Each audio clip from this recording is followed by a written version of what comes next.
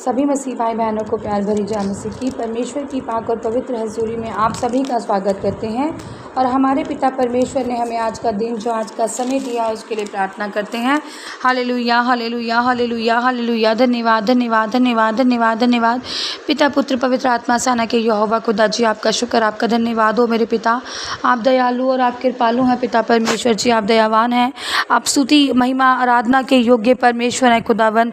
आपका धन्यवाद करते हैं खुदावन जी कि आपने संभाला, हमें बचाया, हमारे घर परिवारों में बना कर रखा, हमें किसी भी भली वस्तु की कमी नहीं होने दी, भरपूर करके रजाया खुदावन पिता परमेश्वर जी। अब समय आपके वचन का, आपके कलाम का, हमारी रोज़ की रोटी का, हमारी आत्मा के फलों का है मेरे यहोवा पिता, जिसे लेकर हम तृप्त होते हैं पिता परमेश्वर। मेरे यहोवा पिता आपके वचन खुदावन जी, जिसके द्वारा हम चलाए और बचाए जाते हैं पिता परमेश्वर ने पवित्र शास्त्र में कहा कि वचन ही जीवन है। पिता परमेश्वर ने कहा धरती आकाश टल जाएंगे पर मेरे वचन कभी भी नहीं टलेंगे। खुदावन ने कहा है कि परमेश्वर के वचन उस चांदी के समान है जो मिट्टी की भट्टी पर ताई गई और 7 बार निर्मल की गई है। सचमुच खुदा आपके वचनों में पिता परमेश्वर जी जीवन, सच्चाई और रास्ता सब कुछ है मेरे खुदावन। जीवन जो हमारी लंबी उम्र तक का है खुदावन जी, जब हम आशीषित हैं और आपके नाम में बने हुए हैं।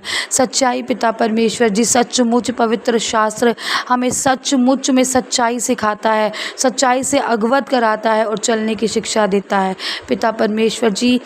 वचन एक मार्ग है स्वर्ग राज्य तक पहुंचने का मेरे यहोवा पिता। सचमुच आपने कहा है खुदावन जी कि स्वर्ग राज की खोज करो, दुनियावी चीज़ें तुम्हें पीछे होकर मिलेंगी। हमारा पिता परमेश्वर जी वचन के आधार पर सिर्फ आपके में बने रहना और स्वर्ग राज की खोज करना रहे मेरे पिता परमेश्वर जी। जितने भी जन सभा प्रार्थना में बैठे हैं और सुन रहे हैं खुदावन, जो आप में सच्चाई से बैठे हैं, विश्वास कर कर बैठे हैं कि वचन जो आज हमारी ज़िंदगियों में पढ़ा जा रहा है वो हमारी आशीषों बरकत का कारण है। और सचमुच हम खुदा को खोजने वाले हो जाएं, खुदा की बातों पर चलने वाले हो जाएं, बाकी संसारिक चीज़ें सब परमेश्वर हमें पीछे पड़कर हमारे देंगे। पिता परमेश्वर इन वचनों पर हम बने रहें, प्रार्थना यीशु नासरी के नाम में मांगते हैं, आमीन। हालेलुया। आज मैं आपके लिए लेकर आई हूँ मत्ती 27 की 38 से 44 नंबर आयत तक, जिसका टॉपिक मैंने आपको बताया था कि परमेश्वर को ये आखिरी समय था जब परमेश्वर को क्रूस पर चढ़ाया जा रहा था, जब परमेश्वर अपने प्राण त्यागने वाले थे। परमेश्वर का दुख जो था असहनीय हो रहा था और ये परमेश्वर का आखिरी समय था। लिखा है, पढ़ते हैं, जानते हैं। आप सभी जानते हैं, कल मैंने आपको बताया था कि परमेश्वर पर इल्ज़ाम लगाए जा रहे थे। जब उनको सलीब पर चढ़ाया गया तो उनके ऊपर साफ साफ लिख दिया गया कि यहूदियों का राजा। ठट्ठा ख़त्म नहीं हुआ, यहाँ पर भी और भी बातें यहाँ पर होती रही। लिखा है, तब उसके साथ 2 डाकू, एक दाहिनी ओर और एक बाईं ओर क्रूस पर चढ़ाए गए। हालेलुया। सचमुच पिता अकेले ही नहीं, डाकू, मुल्जिम, गुनहगार, वो साथ में परमेश्वर के चढ़ाए गए। वो क्यों चढ़ाए गए? क्योंकि तब पवित्र शास्त्र में लिखा है कि एक वचन जो पूरा होना था वो क्या था कि अपराधियों के संग गिना जाएगा। हमारा प्रभु यीशु मसीह किनके साथ गिना जाएगा? अपराधियों के साथ। और वो क्या हुआ? वो पूरा भी हुआ। सचमुच डाकू क्या होते हैं, चोर क्या होते हैं? वो अपराधी ही तो होते हैं। उन्होंने अपराध ही तो किए होते हैं। कोई किसी की चेन चुरा लेता है, कोई चोरी कर कर किसी का पैसा चुरा लेता है, कोई डाकू छीना झपटी करते हैं, बसें लूट लेते हैं, सारा सामान, लोगों की मेहनत की कमाई तक लूट कर ले जाते हैं, घात भी कर देते हैं लोगों पर, शायद छुरियां भी चला देते हैं। किसी इंसान जो किसी ने कभी किसी को दुख भी ना पहुंचाया हो, ऐसे लोगों को भी मार गिराते हैं। वो सचमुच जो अपराधी होते हैं। पर हमारे यीशु मसीह जो निस्वार्थ थे, जिनका कोई स्वार्थ भी नहीं था और दूर दूर तक पिता परमेश्वर ने, कहते हैं ना कि चींटी तक को भी कभी दुख नहीं पहुंचाया होगा, और जो अपराधी थे भी नहीं, वो कहाँ चढ़ाए गए? क्रूस पर। उनको उस चीज़ की, उस गुनाह की सज़ा मिली जो उन्होंने कभी किया ही नहीं था। ऐसे आरोप उन पर लगाए गए जो कभी सोचे भी नहीं जा सकते थे प्रभु यीशु मसीह के लिए।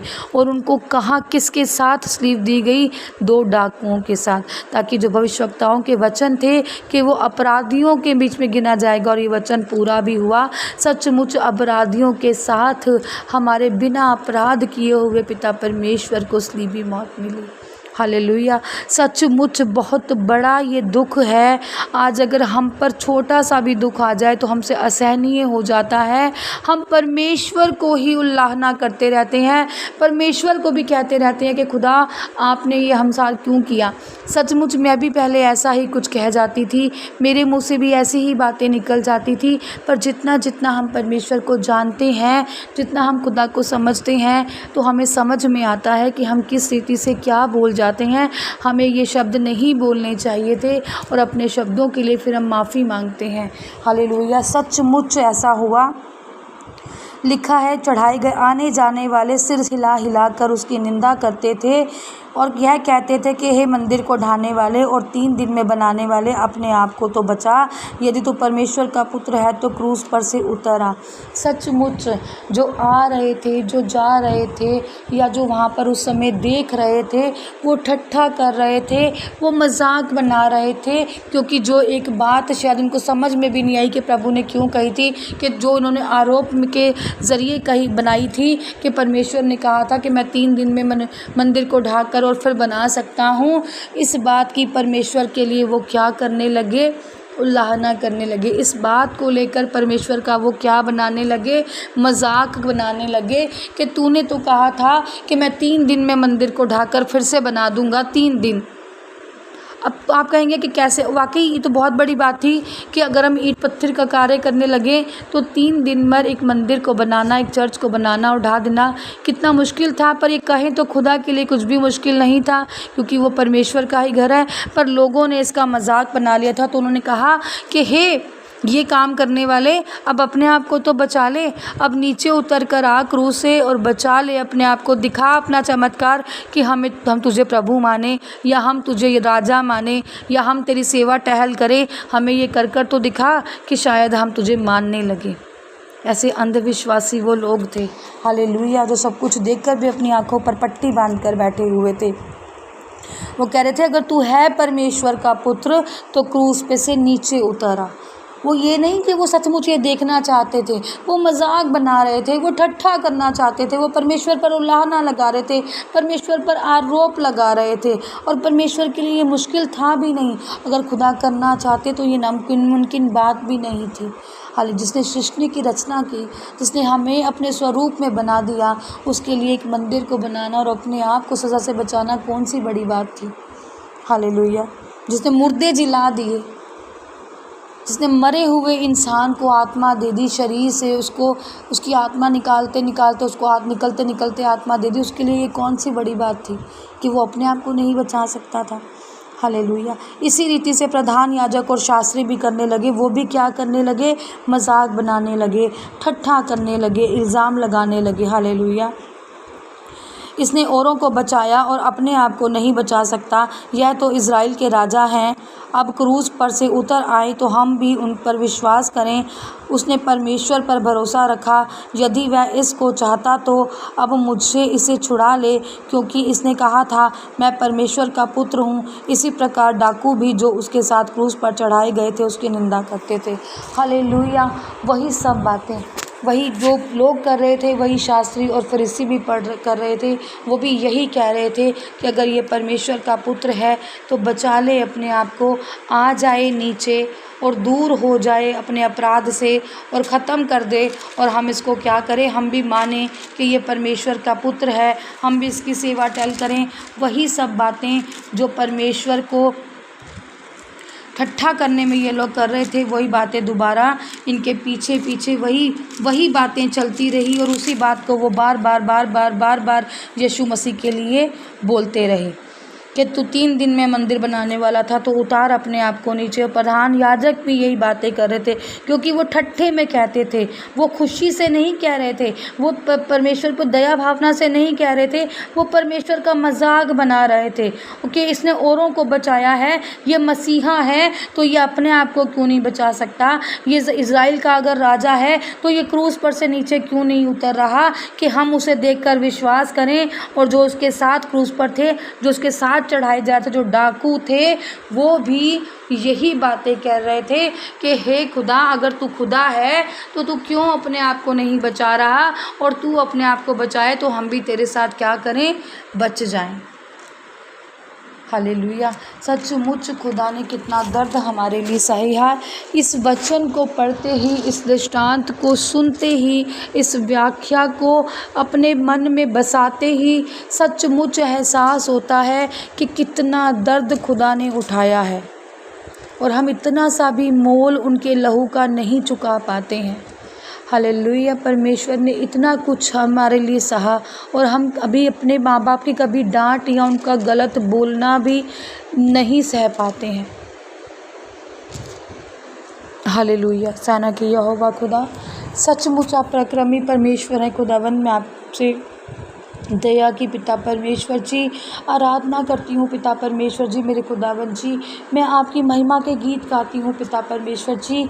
आपके अनुग्रह हम पर हो मेरे यहोवा पिता। सचमुच पिता परमेश्वर जी, आपके अनुग्रह के बिना हम कुछ भी नहीं खुदावन जी, आपके प्यार के बिना हम कुछ भी नहीं, आपकी दया के बिना हम कुछ भी नहीं है पिता परमेश्वर जी। सचमुच हम आपसे, जितने भी जन आज आपकी हजूरी में बैठे हैं खुदावन जी, एक एक जन के लिए मैं प्रार्थना करती हूँ पिता परमेश्वर जी। आज ये संसारिक चीज़ें नहीं, बल्कि पिता परमेश्वर जी आत्मिक चीज़ें इस वचन को सुनकर आपसे मांगे पिता परमेश्वर जी। आत्मा में लीन होकर ये आपसे मांगे कि पिता परमेश्वर जी हमें आत्मिक दानों वरदानों से भरे पिता परमेश्वर जी। यीशु मसीह जितनी सहन शक्ति आप में थी, हमें सहन शक्ति दें कि हमारे घर में किसी चीज़ को लेकर लड़ाई हो रही हो तो हम उसको सहन करें। जिस तरह से आपने क्रूस पर इतना अपमान सहन किया, आपने क्रूस पर इतना दर्द सहन किया, हमें भी इतनी शक्ति और इतना बल दे, इतनी ज्ञान और बुद्धि दे खुदावन जी,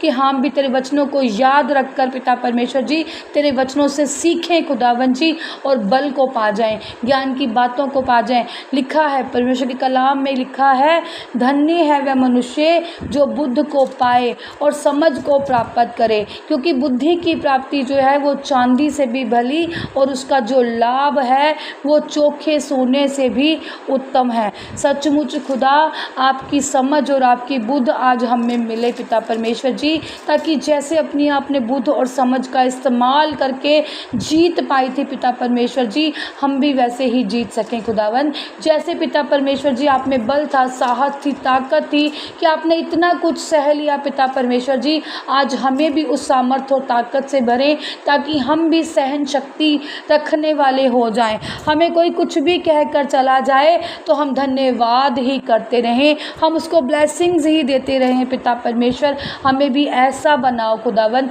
आज हम आपसे आर्थिक आत्मा मांगे पिता परमेश्वर जी। आज सांसारिक धन नहीं, अपनी सारी सांसारिक चिंताओं को भूल कर खुदावन जी हम आत्मिक चिंताओं को लें पिता परमेश्वर जी। जब अंत का समय हो तब हम डोले ना जाएं, बहके ना पाएं पिता परमेश्वर जी, बल्कि आपके वचन हमारे अंदर हो, आपका बल, आपकी सामर्थ, पवित्र आत्मा हमारे अंदर हो, जिसके द्वारा पिता परमेश्वर जी हम भी सहन शक्ति रखने वाले हो जाएं। खुदावंद आप एक एक जन को छुओ, आशीषित करो, ब्लेस करो, अपना पवित्र आत्मा इनको दो। प्रार्थना यीशु नासरी के जीवते नाम में मांगते हैं, आमीन, आमीन और आमीन। आज की इस प्रार्थना सभा को सुनना आप सभी के लिए आशीष और बरकत का कारण बने। अगर आप भी सिस्टर मनप्रीत के साथ अपने परिवार की समस्याओं से संबंधित किसी भी प्रकार की बात करना या प्रार्थना करवाना चाहते हो तो इस नंबर 6280896731 पर कॉल करके या व्हाट्सएप पर मैसेज करके अपनी प्रेयर रिक्वेस्ट को लिखवा सकते हैं। प्रेयर लाइन पर कॉल करने का समय सुबह 8 बजे से शाम 8 बजे तक का है। कृपया करके सुबह 8 बजे से पहले और शाम 8 बजे के बाद कॉल ना करें। धन्यवाद। सभी को प्यार भरी जय मसीह की।